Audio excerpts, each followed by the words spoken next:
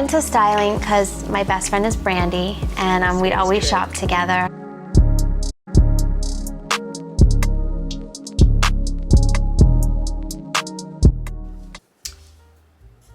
Okay, hey guys, welcome back to my channel. It's Wadzi. I'm wearing glasses today because I got a script.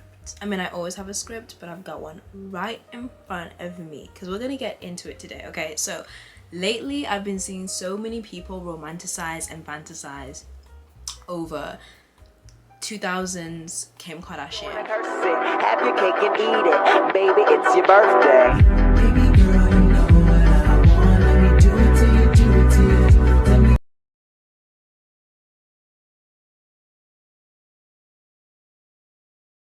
And it got me thinking, why are we all of a sudden like obsessed with this old version of Kim that we once used to depict and be like, oh my gosh, look at the way she looked in 2007, she definitely got a nose job. Oh my gosh, look at the way her boobs look in 2006, she definitely got a boob job. And oh my gosh, look at the way she looks now versus before, like she definitely got work done, because the way she was looking before was not it. Like, we used to use the old pictures of the Kardashians, well, when I say we, I mean like basically on social media, to show how much they've changed, and it was never like in a positive light at all. I'll put up some references.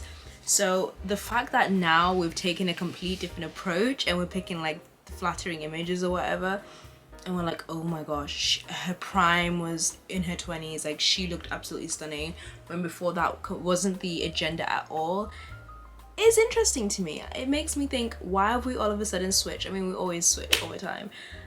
So it brings up the question, what made Kim Kardashian in the 2000s so iconic? Why are we obsessed with 2000s Kim K? So if you guys are interested in all things to do with celebrity, fashion, marketing, social media, be sure to subscribe to my YouTube, because this is the account for you. You're gonna love it. You're gonna love it. You're gonna love me. And yeah, I'm gonna make a TikTok of this as well. Hopefully you guys like it on TikTok. So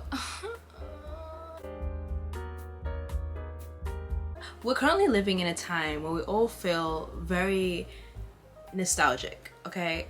A lot of us are yearning what was the present. Okay, so if you have a closer look at social media, so much of the content that is seemingly relatable and performs well is based around the discussion of nostalgic content from popular moments in pop culture, fashion, and us basically finding a way to reinvent the content so we feel like we're living in that moment. So, you know, us recreating looks from the 2000s, us creating TikTok videos with iconic lines from something that someone in a movie said in 2006 or something, to make us feel like we're living within that time. That's currently what's going on.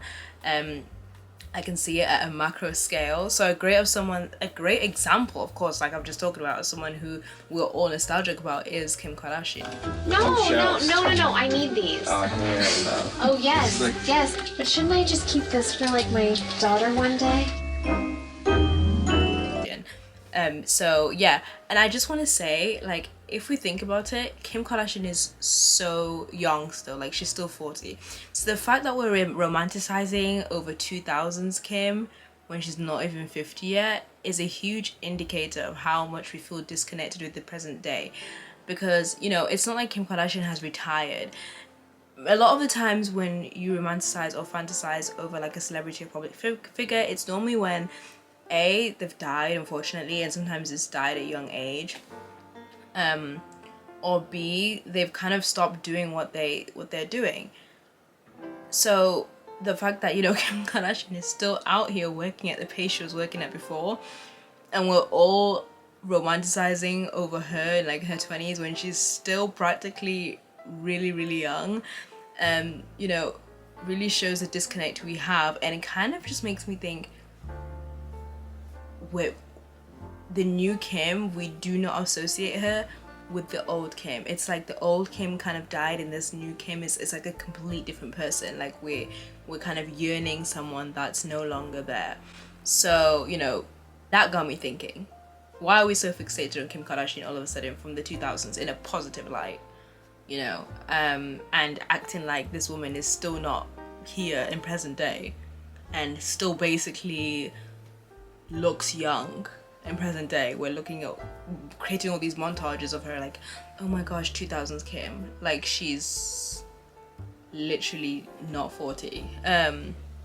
So yeah, today, you know, we'll be discussing Kim K in terms of fashion. We're going to be looking at the fashion trends at the time so we can get some context on why she was dressed that way and just kind of get underneath the surface of why are we all of a sudden romanticizing her back then. As you guys know, I love to talk about style, I love to talk about trends, and I love to do a lot of analysis content.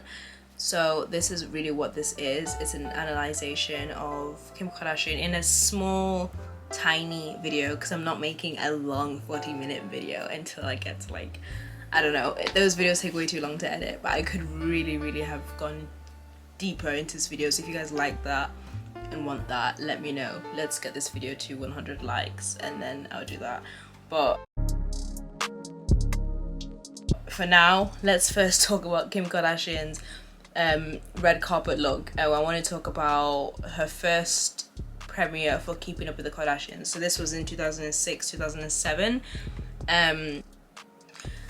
So in this image, Kim Kardashian was wearing a dress from Dash, which she then retagged after the event. She said that she would buy dresses, leave the price tag on, then return them or something like that, which was quite common. So we have this kind of relatable aspect of Kim, of what she used to do before, and I feel like us as current day consumers, when we listen to that, we're kind of like, oh, she was kind of like us, except she really was not. But you know, that story is kind of relatable. We all would do that, except now shops have decided to be mean and put their tags outside of the clothes to stop people from wearing and then afterwards returning.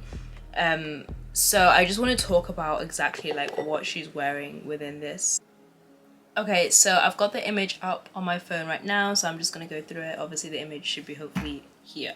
So she's wearing this red, like it comes quite down, v-neck, v-lined v-neck top, and she's also got red lipstick, and then she's got some dangly earrings, and then she's also like kind of crimped her hair. There is a lot of accessories going on, you know. It's not like the dress is boring, so she has to do a fun hairstyle, but she did a fun hairstyle. And then she's also got like the thick black eyeliner.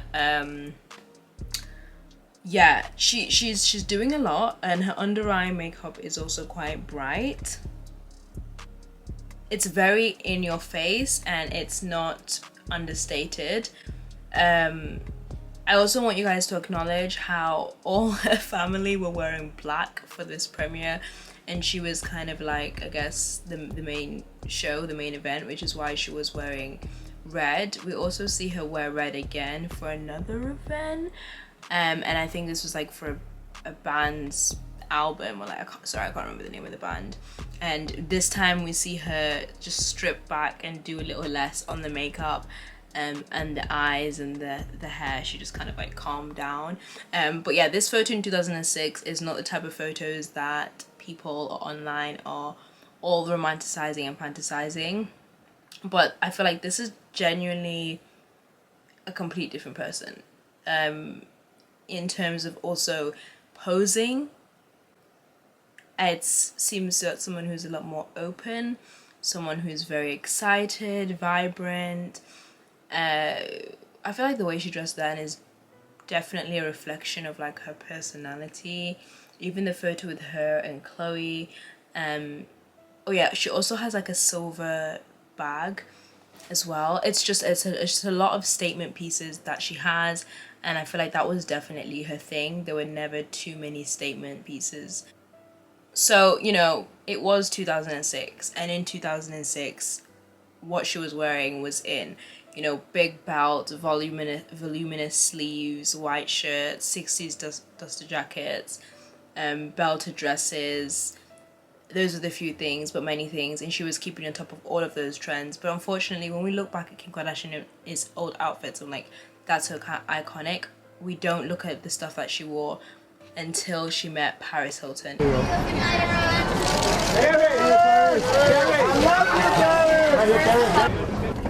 Thank you. Hey Kim, how are you?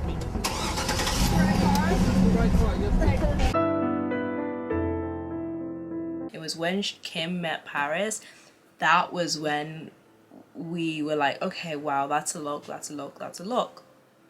And I kind of wonder if she didn't meet Paris, would she have just fizzled out, or what would have happened? What do you guys think? I don't want to talk about too much of her and Paris's relationship because I feel like there's so much on that already online. I just want to focus more on her fashion. But yeah, I definitely feel like she turned up the intensity of her dressing 10 times more. But the only thing is, I think what's slightly different is this dressing has more of like an aesthetic and a branding. Her dressing before, when she always wore like too many accessories, there wasn't really like a personal brand there. It was just a lot going on. But with Paris, we saw a lot of glitz, a lot of glam, a lot of pink. It's very obvious there's personality behind what she's wearing, and I feel like that's also what started to make Kim Kardashian's looks iconic when she was with Paris. So in this photo, her and Paris have these silver Louis Vuitton metallic bags that they wore for an event, and Kim actually again recreated this look with Paris Hilton for Halloween because it was so over the top and obnoxious, and I think that's what we like. We're now in an era where everyone is kind of trying to be understated, less is more type of thing, and everyone's kind of just looking the same. So it's nice to look back and see how obnoxious once Kim was, because she wouldn't dare to do that, especially like after Kanye. I think Paris and Kanye were two of her main inspirations when it really came to fashion and career and stuff. So yeah, we also know Kim Kardashian for one of her most iconic looks, which is the Juicy Couture sweatshirts, and in 2019 again, you know, she also recreated that for Halloween for Paris Hilton. And Kim Kardashian wasn't the only one who was wearing Juicy Couture. Juicy Couture was making a huge comeback back in 2006, 2007. We saw many celebrities also wear it. But I just think because Kim Kardashian is huge now, we look back at that and think, wow, okay, she was like the it girl. So when a lot of people romanticize over Kim and her earlier days, it's normally about the days of her and Paris Hilton. Like I mentioned, it's never like the days before she met Paris Hilton. And yeah, but why, still my question, why are we still romanticizing over this overstated, over the top Kim Kardashian, tacky, what she once tried to get rid of, we are now wanting back. What we once used to look at and laugh at, we're now wanting back and longing for. So I think the best way to do this is for me to compare a picture of her then versus now. So I'm gonna pick a random red carpet look, okay? And she's not giving a lot. It's very minimal. It's put together. It's very clean. It's very manicured, and it doesn't really reflect her personality or why viewers loved her and her show with her family. We loved the show because it was uncensored, it was manic, there was no boundaries to it. It's like, shut the up. You're the negative one, just saying how awful we are and how this, you're like a big bully. And I think that also was reflected in Kim Kardashian's old style. It kind of reminded us of her at the time and how her show was. But this Kim, it's kind of hard to tell who she is because she just kind of could look like anyone else. That sounds really mean, but like her clothes are very simple. It's very plain. And sometimes some of the clothes, like what she wore to the Met, it's very unrelatable. We don't really see ourselves in the Kim we once saw. I also want to talk about makeup. If we look at the makeup before you know, there was a lot of imperfections or things that could have done better or whatever, but it feels natural and it feels real, and we're moving towards a time where that's what we're longing after. We're no longer looking up to celebrities, we're looking up to people like influencers, and we want to hear reviews from YouTubers, TikTokers, and less on celebs or people on TV and what they think of a product. We don't really trust them that much because they feel so far out of reach. And the Kim Kardashian we see today, she is quite manicured. She might be feeling out of reach and out of touch to what we once felt like we had that connection with her in the past, even though she was far out of reach, but it didn't feel that way. It's all about how it feels and how it's perceived. What? Okay. So I really think that's one of the reasons we don't relate to this Kim that we're seeing now, and it's not about how much money she has in the bank, but it's just about like perception. Yeah, she seems very polished and stuff, and we're now in an era where that's not what we want, especially from celebrities. We want something and someone that feels a bit like real and relatable, and unfortunately Kim doesn't suit the mold of the new influencer. Now on TikTok, if we have a look at the people that have gone viral, the women, obviously they fit the beauty standards, but also they look like the everyday woman, which I guess you could say once Kim did. Now Kim looks perfect. Now that might sound really mean, but I really genuinely do feel she looks perfect, and she strived to improve her looks, improve her image through things such as like plastic surgery, you know, Photoshop, all that type of stuff.